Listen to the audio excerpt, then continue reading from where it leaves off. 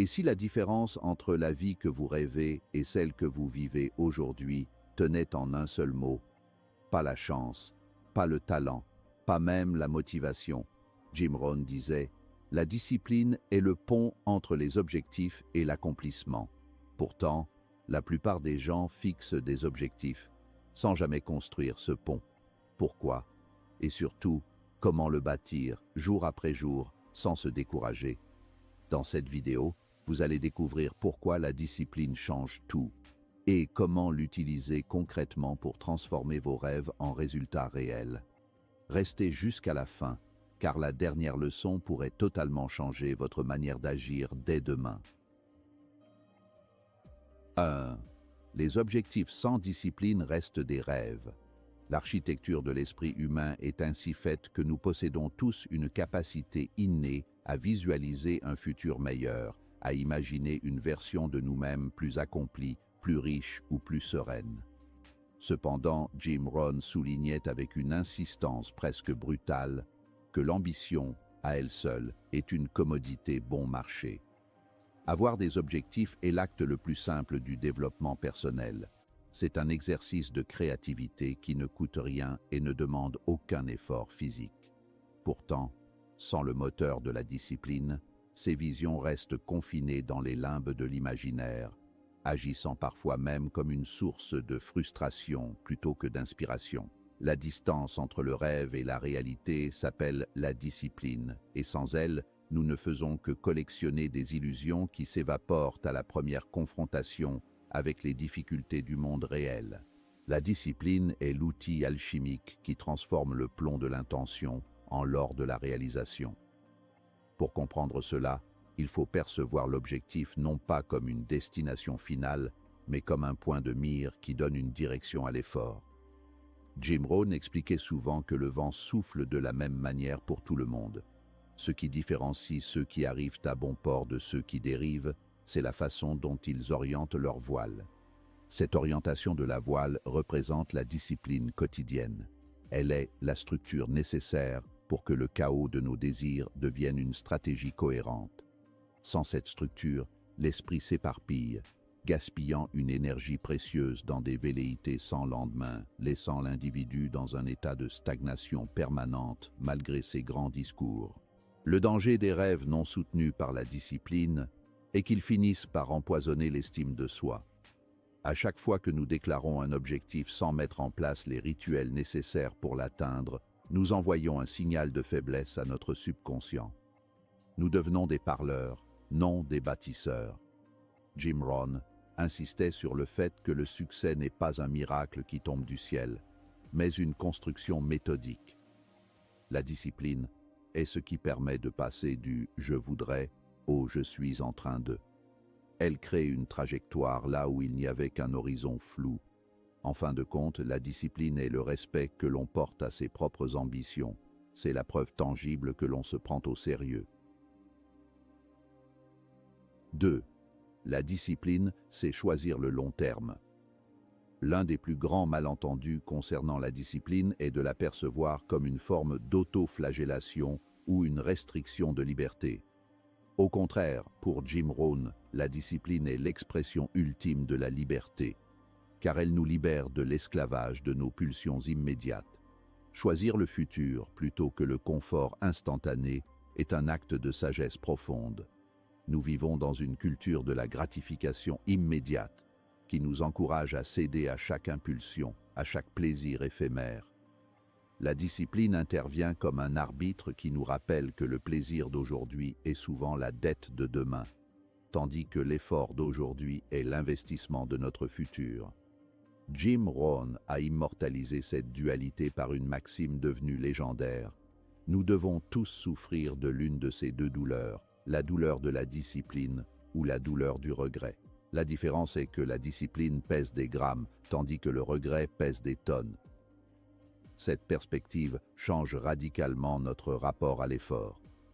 Se lever plus tôt, refuser une distraction ou consacrer du temps à l'étude n'est plus vu comme un sacrifice, mais comme un échange avantageux.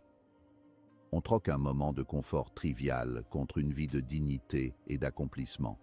C'est un calcul rationnel où l'on privilégie la satisfaction durable sur l'excitation momentanée. La pratique de la discipline sur le long terme développe une vision périphérique du temps. On cesse de vivre dans l'instant T pour percevoir l'effet cumulé de nos choix.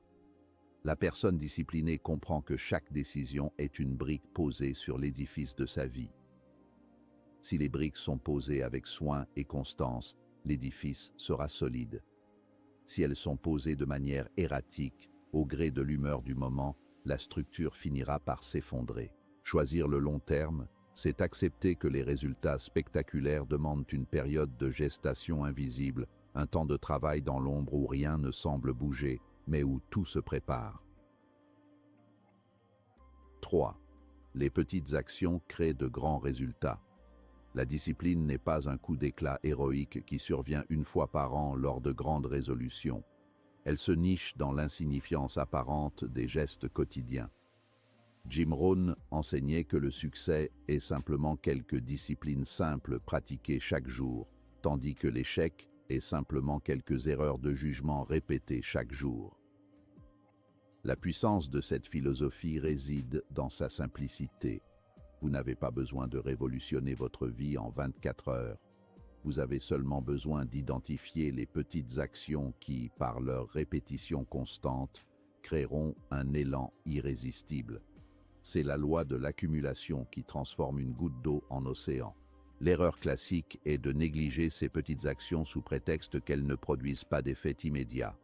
Lire 10 pages d'un livre instructif ne vous rendra pas sage demain matin. Faire 30 minutes de sport ne transformera pas votre corps en une semaine.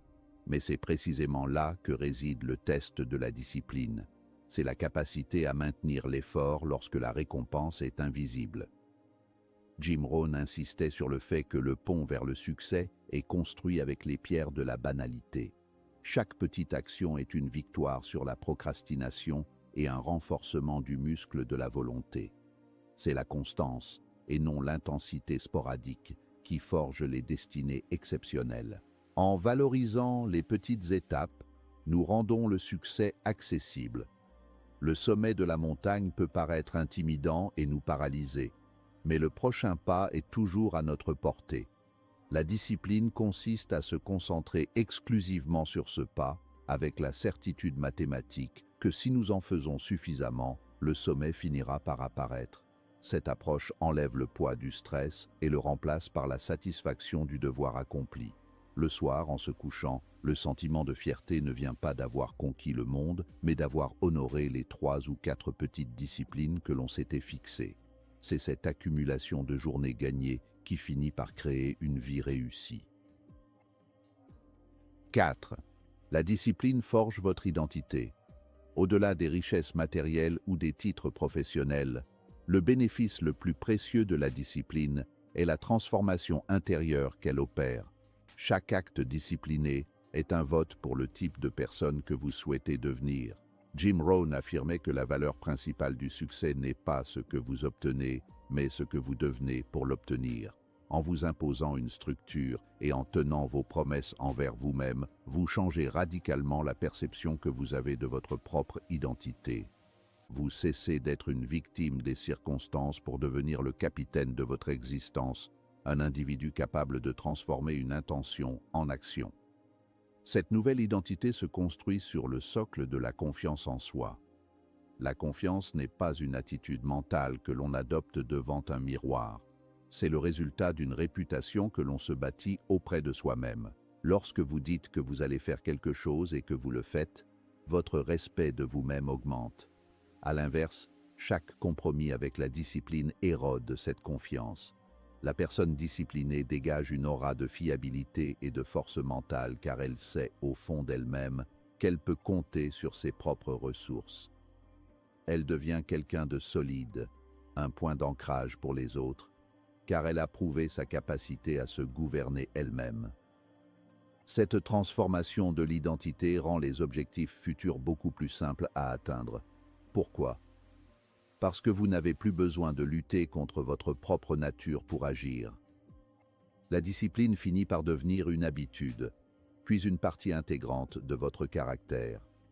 Ce qui demandait autrefois un effort de volonté immense devient naturel. Jim Rohn croyait que le caractère est le destin. En forgeant votre caractère par la discipline, vous prédéterminez votre réussite. Vous ne cherchez plus le succès, vous devenez le genre de personne qui attire naturellement le succès par la qualité de son être et la rigueur de ses standards personnels. 5. Traverser le pont, même quand c'est difficile. La véritable épreuve de la discipline ne se situe pas dans les périodes d'enthousiasme, mais dans les creux de la vague. Il existe une phase de désillusion dans tout projet, un moment où la nouveauté s'est estompée, où les résultats tardent à venir et où la fatigue s'installe. C'est ici que la discipline prend tout son sens. Elle prend le relais de la motivation défaillante. Jim Rohn décrivait la discipline comme un pont entre les objectifs et l'accomplissement. Un pont n'est utile que si l'on accepte de marcher dessus, même quand le vent souffle fort et que la visibilité est nulle. C'est la persévérance dans l'obscurité qui valide la sincérité de nos ambitions de départ. Ceux qui échouent cherchent souvent une nouvelle source de motivation ou un nouveau projet quand les choses deviennent difficiles, espérant retrouver l'étincelle initiale. Mais la réussite appartient à ceux qui comprennent que l'ennui et la difficulté font partie du voyage. Traverser le pont signifie accepter l'inconfort comme un indicateur de croissance. Jim Rohn nous encourageait à ne pas souhaiter que les choses soient plus faciles, mais à souhaiter être meilleurs. La discipline est le moyen par lequel nous devenons meilleurs. Elle nous force à affronter nos faiblesses, à gérer notre temps avec plus de rigueur et à maintenir notre cap malgré les tempêtes émotionnelles qui nous poussent à l'abandon. Enfin, traverser ce pont demande une forme de foi laïque dans le processus. C'est la conviction que chaque pas, aussi pénible soit-il, nous rapproche de l'autre rive. La différence entre les leaders et les suiveurs réside souvent dans cette capacité à continuer de marcher quand tout le monde s'est arrêté pour se reposer ou faire demi-tour. En cultivant cette résilience, vous développez une force de caractère qui est rare dans ce monde. La discipline n'est pas un fardeau que l'on porte, c'est l'armure qui nous protège du regret et l'outil qui façonne notre liberté. En traversant le pont jusqu'au bout, vous découvrez que la récompense n'est pas seulement l'objectif atteint, mais la certitude inébranlable que vous avez le pouvoir de diriger votre vie. Aujourd'hui, vous avez deux options, continuer à rêver ou commencer à construire le pont. La discipline n'est pas facile, mais elle est simple. Un choix, une action, chaque jour. Souvenez-vous des mots de Jim Rohn. La discipline est le pont entre les objectifs et l'accomplissement. La vraie question est, allez-vous commencer à le construire dès maintenant? Si ce message vous a inspiré, passez à l'action aujourd'hui, et votre futur vous remerciera.